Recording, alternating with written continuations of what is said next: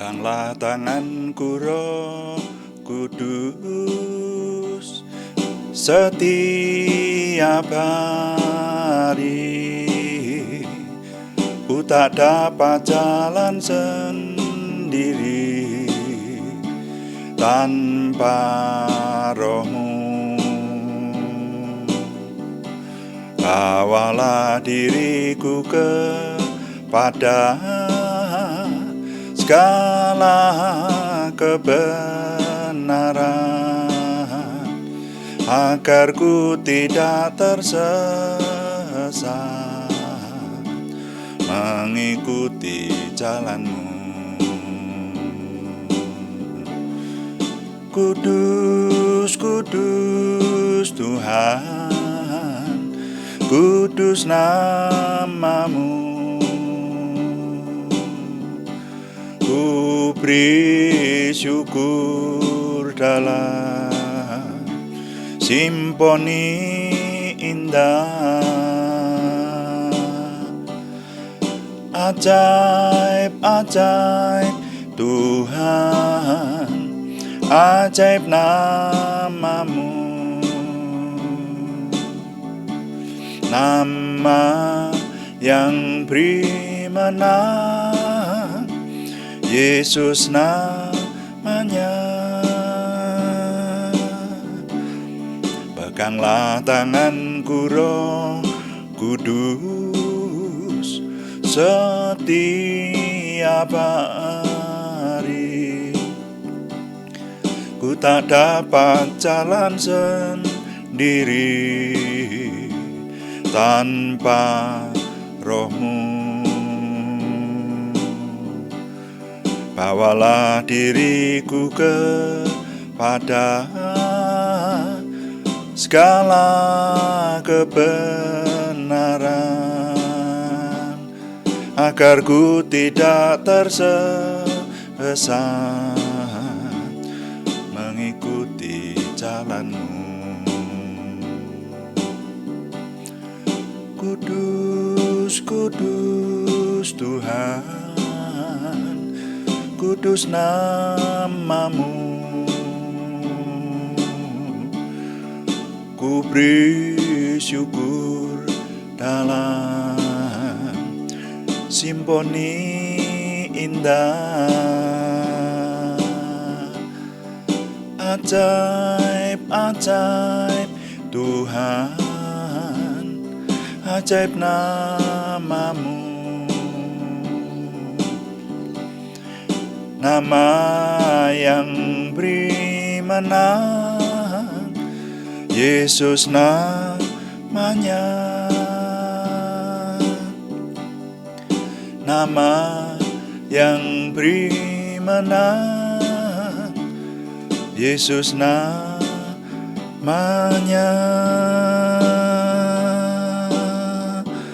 Haleluya, haleluya.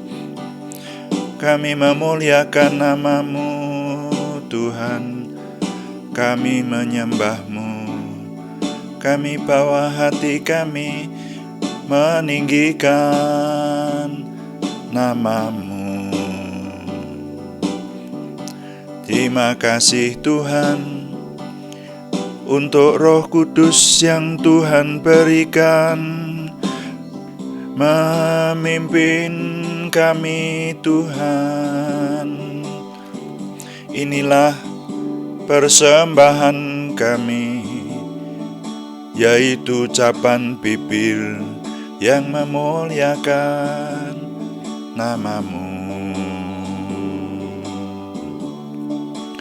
Kudus, kudus Tuhan, kudus nama-Mu.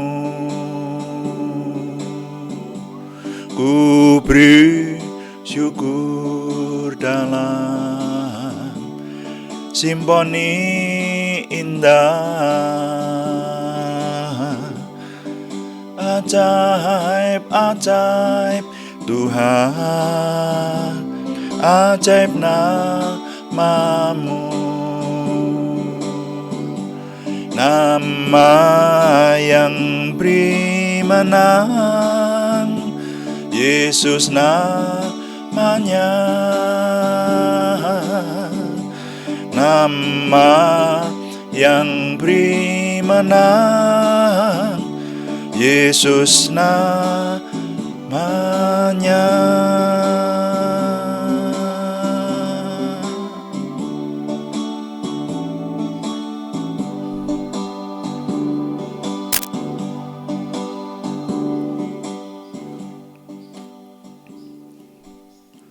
Bapa, kami mengucap syukur untuk semua kemurahan Tuhan, sehingga kami justru Tuhan bawa menghadapi dunia yang penuh tantangan ini kepada hal-hal baru yang menuju kepada kebaikan ke arah Tuhan. Kami mengucap syukur Tuhan memelihara kami, sehingga hari ini kami tetap dapat bersekutu dalam doa malam. Walaupun berada di tempat berbeda, tapi kami menyatukan hati kami, memuliakan Tuhan. Dan ketika kami disatukan dalam tubuh Kristus yang maha agung di dunia ini, maka kami memiliki kekuatan besar oleh anugerah Tuhan saja untuk melayani Tuhan dengan doa dan melihat kuasa Tuhan terjadi menolong kami. Dan juga firman-Mu setiap hari tetap memberi kekuatan, meneguhkan, menambah, menyempurnakan keimanan kami di hadapan-Mu. Terima kasih Bapa. Dalam nama Tuhan Yesus Kristus kami berdoa. Haleluya. Amin. Selamat malam, Shalom Bapak Ibu Saudara sekalian yang sudah bersekutu bersama kita di sini. Puji Tuhan, semakin hari kita semakin merasakan bahwa pekerjaan Tuhan semakin luar biasa sekarang ini.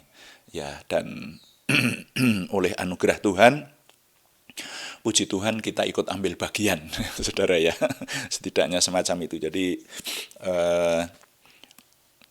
situasi khusus justru mendorong umat pilihan Tuhan untuk mencari terobosan-terobosan, sehingga sekarang ini banyak orang yang menggunakan terobosan baru ini untuk memuliakan Tuhan, dan kita ikut ambil bagian di dalamnya.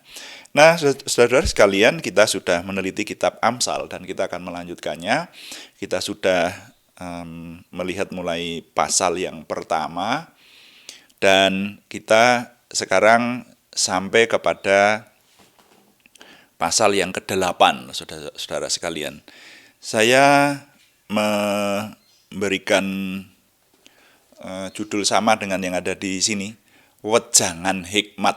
Dan ini bagian pertama, karena pasal 8 ini terdiri dari beberapa bagian, saudara, dan semuanya menyangkut mengenai hikmat. Nah, ketika kita membuka kitab Amsal, saudara, maka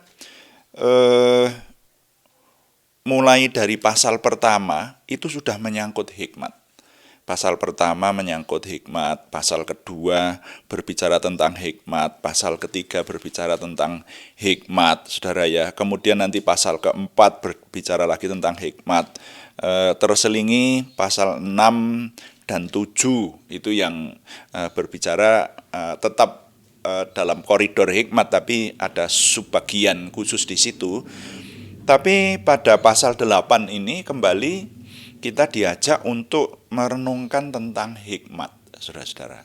Nah, oleh karena itu maka kita akan bagi-bagi, karena kalau ini dijelaskan semuanya dalam satu perikop ini waktunya tidak cukup. Ya. Nah, oleh sebab itu maka mari kita melihat, saudara-saudara ya, sesuai dengan hikmat yang diberikan kepada saya dalam memperhatikan firman Tuhan ini. Amsal pasal 8, Wejangan Hikmat, untuk kali ini bagian pertama.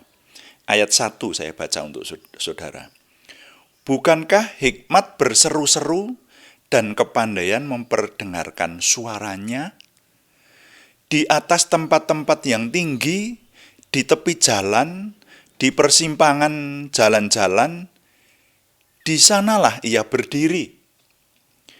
Di samping pintu-pintu gerbang, di depan kota, pada jalan masuk, ia berseru dengan nyaring.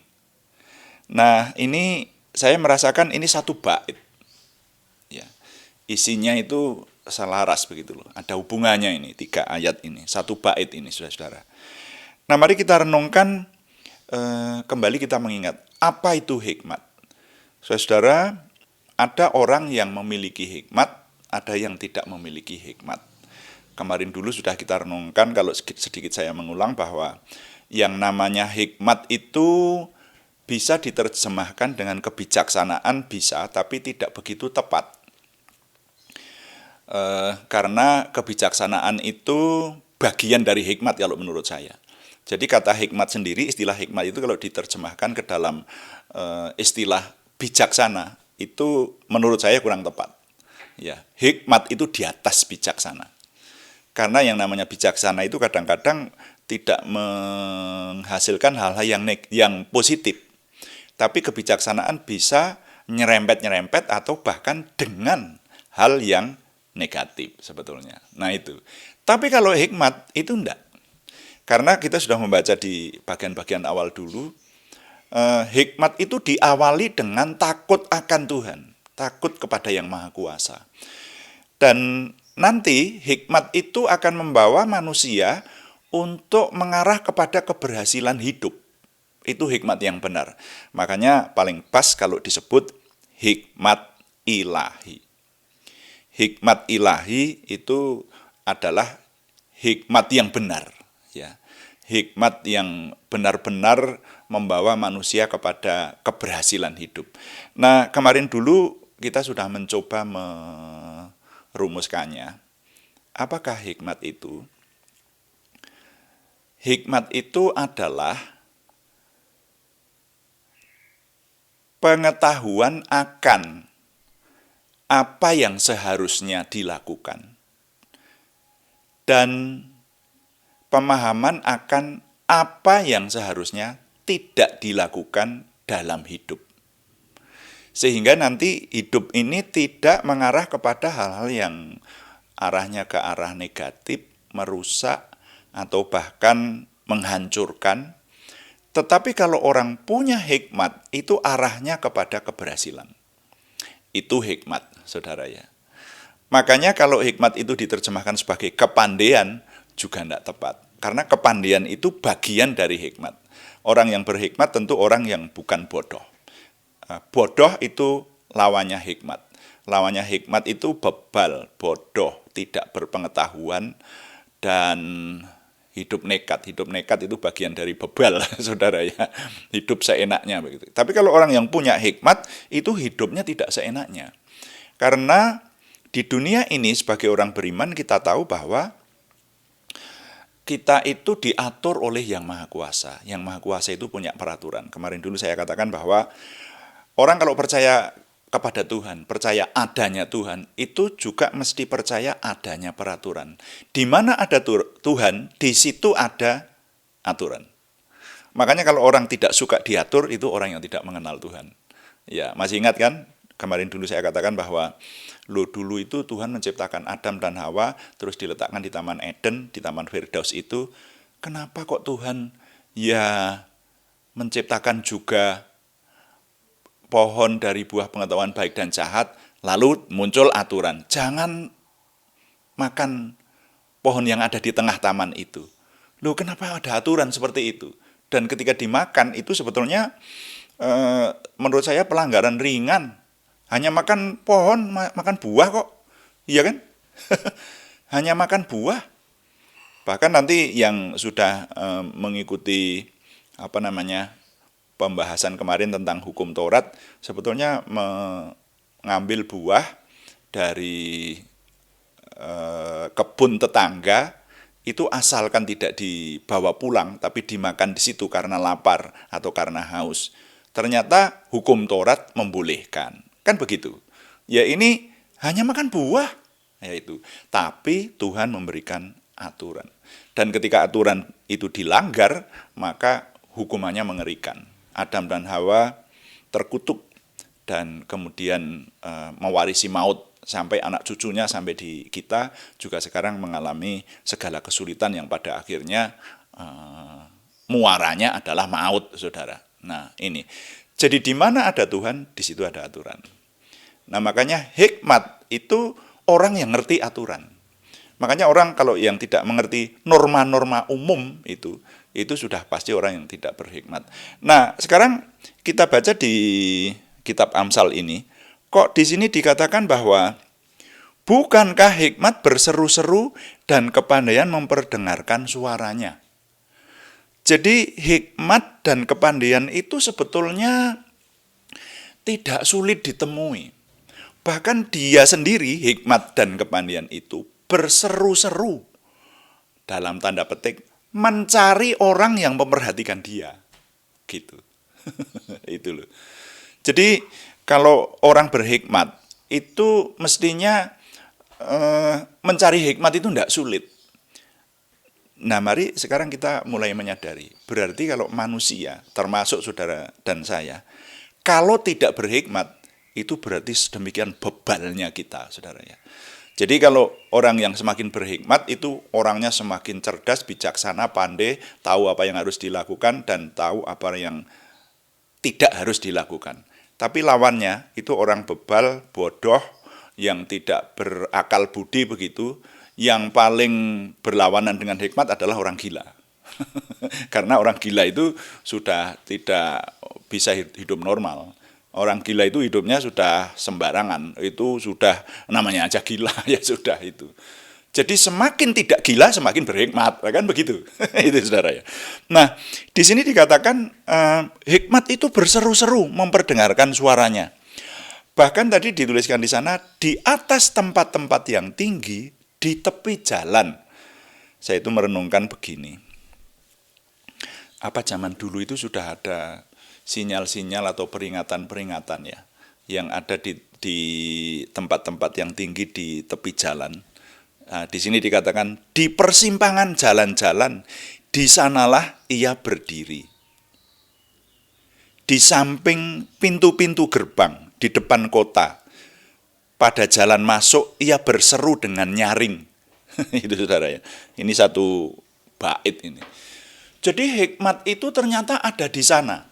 Nah, kalau saya membayangkan, saya terjemahkan pada zaman sekarang, saudara, ini firman Tuhan ini juga kita pedomani, kita hidupi pada zaman kita, di zaman perjanjian baru. Kita umat pilihan zaman perjanjian baru. Kita anak-anak Tuhan, orang-orang yang percaya kepada Tuhan Yesus Kristus, yang menyembah Tuhan, Yehuwah, Elohim, yang kita sembah, ya, itu Bapa di surga, itu disebut apapun. Kalau saya menyebut Bapa di surga yang saya kenal, yang kami kenal dalam nama Tuhan Yesus Kristus, itu jelas, walaupun menyebutnya dengan istilah Allah, karena nanti istilah ini sendiri sekarang jadi polemik juga ya, walaupun kalau kita mantap saja, saya menyebut apapun, itu adalah Tuhan yang Maha Kuasa. Ya. Itu saudara, siapapun yang percaya kepada Tuhan, itu bisa memiliki hikmat ini. Dan kita yang percaya kepada Tuhan Yesus Kristus sekarang ini percaya bahwa Tuhan itu ada. Dan firman Tuhan ini menjadi pedoman buat hidup kita. Nah, dimanapun yang oleh firman Tuhan disebut kebenaran, itu semua orang itu tahu. Yang namanya kebenaran itu sebetulnya tahu. Hanya kalau kebenaran yang sempurna atau kebenaran sejati, mungkin tidak semua orang memahami. Tapi apa yang disebut benar dan tidak benar, manusia hidup yang normal itu mestinya bisa membedakan. Nah, sekarang ini kitab Amsal ini ditulis beribu-ribu tahun yang lalu. Ya. Zaman perjanjian baru aja sudah 2000 tahun yang lalu. Wah, ini sebelumnya. Jadi lebih dari 3000 tahun yang lalu, gitu. Tapi kok di sini dikatakan bahwa hikmat itu ada di persimpangan jalan, di tempat-tempat tinggi di tepi jalan. Coba kalau saudara menerapkannya pada zaman sekarang. Bukankah anjuran untuk berbuat baik, anjuran untuk menetapi hukum, anjuran untuk mengikuti hal-hal yang baik itu ada di tepi-tepi jalan. sekarang ini di tepi jalan itu dituliskan taatilah peraturan lalu lintas ya. Coba aja kalau sekarang ini di tahun 2021 ini kita sekarang sedang menghadapi pandemi, sedang menghadapi situasi khusus ancaman virus corona ya, bibit penyakit yang ada itu. Dan sekarang dituliskan taatilah protokol kesehatan, gunakanlah masker. Ini sebetulnya kan anjuran hikmat ya, Saudara. Apa yang harus kita lakukan itu dituliskan di sana. Apa yang harus kita hindari itu juga diteriakkan di jalan-jalan, di pinggir jalan, di tempat-tempat tinggi, di persimpangan itu ada, Saudara. Ya, itu. Nah, sehingga dengan demikian saudara sekalian, kita ini orang-orang yang memiliki iman kepada Tuhan Yesus Kristus, semestinya kita memahami bahwa mencari hikmat itu sebetulnya tidak sulit. Mencari hikmat itu sebetulnya, hikmat itu begitu menawarkan dirinya, dalam tanda petik seperti itu. Hal-hal yang baik yang harus kita lakukan itu sebetulnya ada di sekeliling kita. Tapi kenyataannya juga ada orang-orang bebal. Coba kalau saya menyebut contoh orang yang tidak berhikmat itu apa ya? Mungkin kalau paling pas itu kita melihat atau mendengar atau menyaksikan, yaitu yang ada di sekeliling kita adalah yang berkaitan dengan lalu lintas, saudara-saudara sekalian. Saudara pernah melihat ada orang yang sengaja melanggar lampu merah, sengaja melanggar lampu merah. Gitu. Dan kalau saudara melihat di YouTube sekarang ini, di media sosial itu sekarang ini banyak sekali dokumentasi kecelakaan gara-gara melanggar lampu merah. Nah, pertanyaannya, orang sudah tahu bahwa kalau ada lampu merah itu harusnya kan berhenti, tapi kok mereka melanggar? Apakah orang yang semacam ini disebut orang berhikmat? Ini namanya melanggar hikmat juga, saudara. Hikmatnya tidak ada orang semacam ini, karena dia sengaja melanggar aturan atau norma yang seharusnya ditaati, saudara-saudara. Nah, ketika itu dilanggar, apa yang terjadi? Sebetulnya arahnya adalah kepada kecelakaan. Arahnya kepada apa?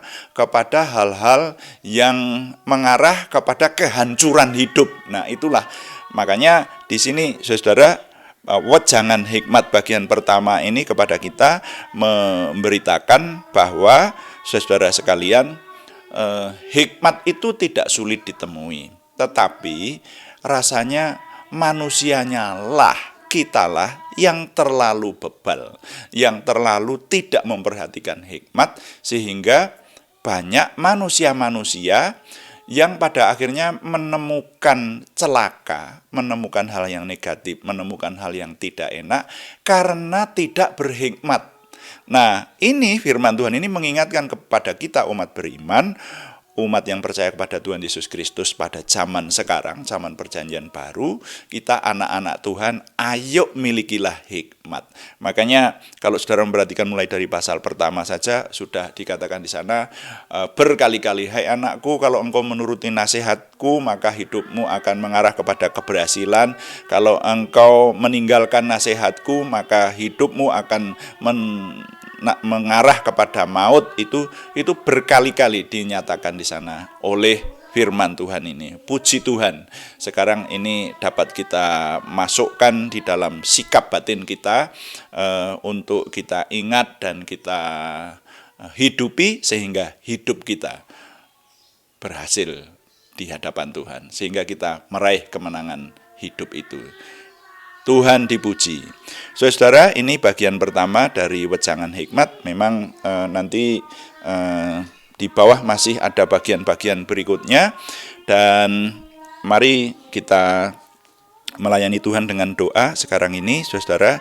Kita akan pujikan pujian yang tadi sekali, kemudian kita akan menaikkan doa syafaat, baik doa syafaat secara umum maupun doa syafaat untuk saudara kita, nama-nama yang sudah dikirim kepada kita yang memerlukan dukungan doa kita, terutama adalah yang mengalami sakit, saudara ya. Ini hari ini ada tambahan yang akan mengalami tindakan medis besok hari Kamis ya. Nanti kita tambahkan. Jadi mari kita melayani Tuhan dengan doa. Saya pakai istilah melayani Tuhan dengan doa, karena berdoa itu ternyata melayani Tuhan, membawa beban-beban dari saudara-saudara kita untuk dibawa di hadapan Tuhan supaya Tuhan tolong ya.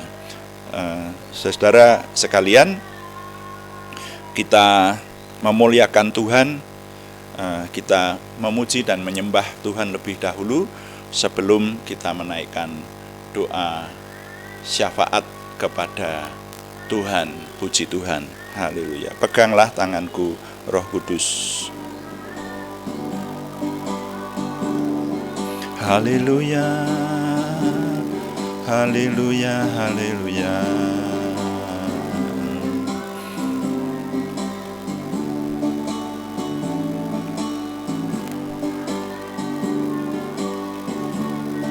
Peganglah tanganku, Roh Kudus, setiap hari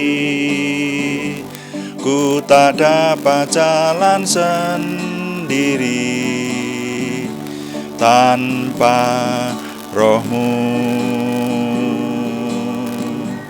Bawalah diriku kepada segala kebenaran, agar ku tidak tersesat mengikuti jalan-Mu. Kudus, kudus Tuhan, kudus nama-Mu. Ku beri syukur dalam simponi indah. Ajaib, ajaib Tuhan, ajaib nama-Mu. Nama yang beri menang, Yesus namanya. Nama yang beri menang, Yesus namanya. Nama yang beri menang, Yesus namanya.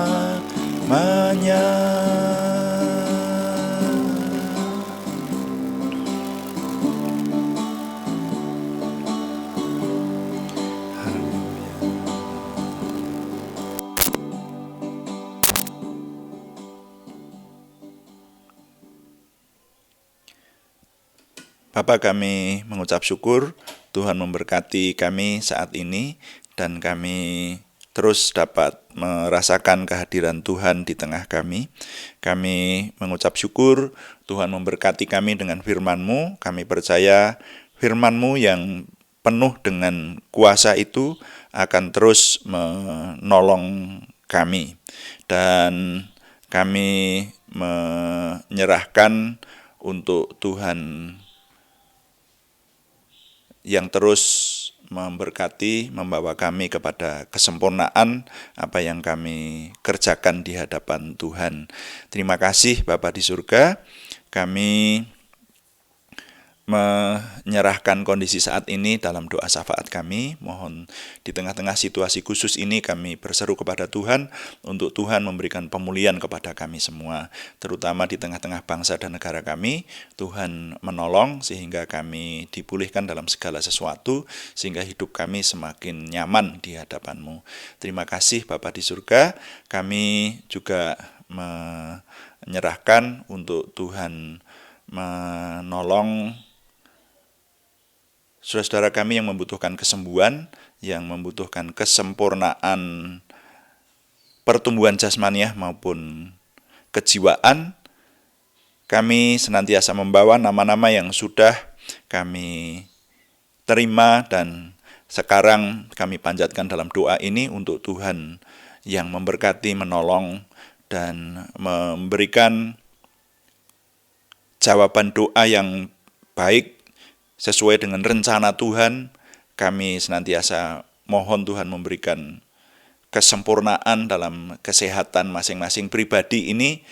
Kami menyerahkan saudara kami Aryati Wirawan, saudara kami Arni Setiawati, saudara kami Elisabeth Rianawati, saudara kami Budi Suswanti semuanya di Purwodadi, saudara kami Kristiningsih Joko Widodo, saudara kami Bu Dewi, saudara kami anak Happy Kristiawan semuanya di Yogyakarta, juga saudara kami Endah Rukmadi, saudara kami anak Alek Jeovano Wibowo semuanya di Salatiga, saudara kami Edita Karyanto, saudara kami anak Talita Rahajeng di Pemalang, saudara kami Paulus Gunawan di Wirosari yang akan menghadapi tindakan medis hari Kamis yang akan datang. Kami mohon semua yang kami panjatkan dalam doa ini Tuhan yang menolong, baik yang sudah melaksanakan tindakan medis, yang baru merencanakan, yang melanjutkan pengobatan secara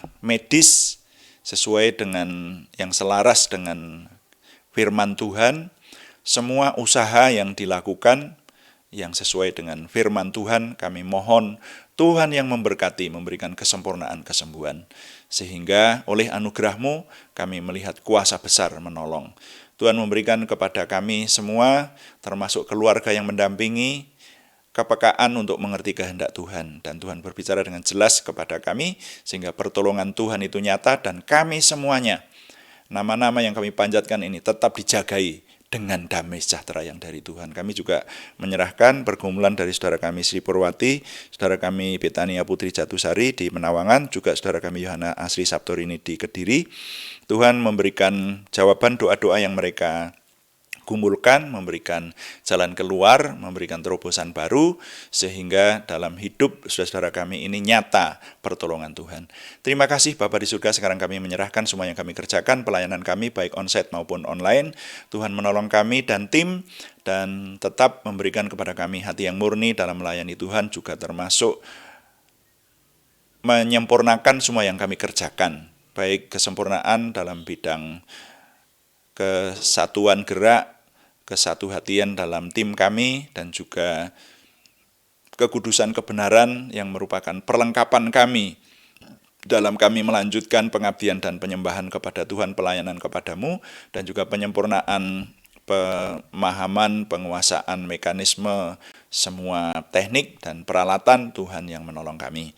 Terima kasih Bapa di surga, kami mengucap syukur sehingga setiap hari kami boleh semakin dikuatkan, semakin mantap hidup kami dalam segala sesuatu oleh kasih karunia Tuhan.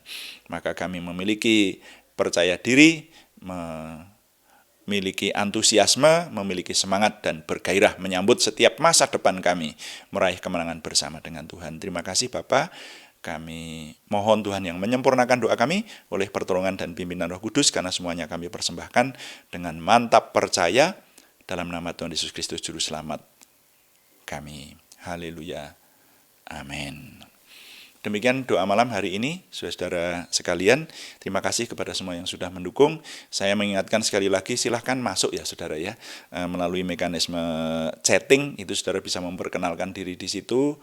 Ya kalau masuk di situ say hello, mesti namanya tercantum di situ. Syukur kalau menyampaikan harapan kami nama terang ya, supaya dan kota di mana Anda tinggal, supaya kami mendapatkan semangat baru juga untuk terus melayani Tuhan, karena bersama dengan saudara-saudara yang dari banyak kota di Indonesia ini sudah masuk di sini, bahkan juga dari beberapa negara di luar negeri mengikuti kita ini. Wah, ini satu anugerah, dan kami dan tim semakin bersemangat melayani Tuhan. Juga dukungan doa terus, maupun yang belum memberikan subscribe, silahkan memberikan subscribe, like dan share, komen, dibagikan kepada teman-teman di grup-grup WA Rohani yang saudara ikuti, sehingga semakin banyak yang diberkati, semakin banyak yang melayani bersama kita, Tuhan semakin dimuliakan dan kita diberkati. Selamat malam, Tuhan memberkati. Amin.